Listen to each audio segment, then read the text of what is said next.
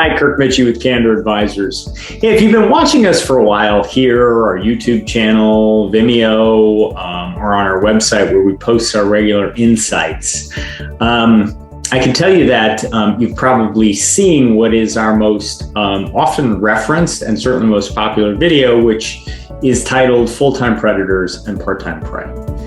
And it hasn't risen to Alanis Morissette You Ought to Know status of people trying to figure out exactly who it's about, although I do get speculation about either types of buyers or specific buyers.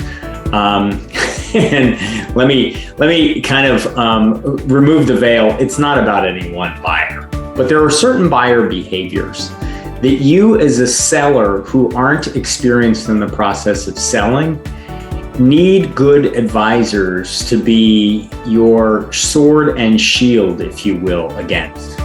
Because these things that a buyer is going to do, whether it be different ways they structure the transaction, different ways they use due diligence to reduce purchase price, different ways to use the purchase agreement to claw back proceeds in the event that the business doesn't perform or some liability crops up, you as a seller, no matter how sophisticated a business person you are not nearly as experienced in those areas as your buyer will be.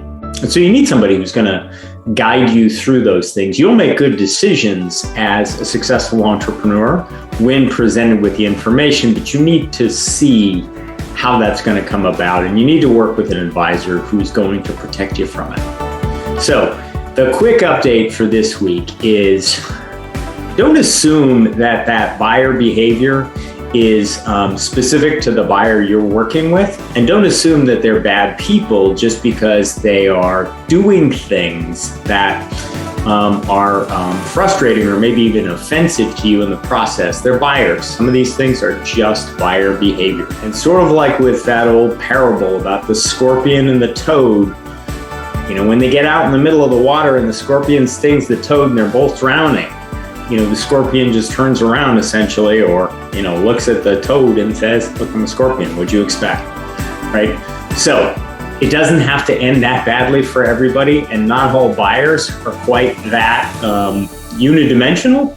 However, this does come up. It is manageable, and you can get to the finish line with a good outcome for both buyer and seller if you just keep in mind who's got what agenda and who needs what to get to their why in the process of buying or selling your successful business.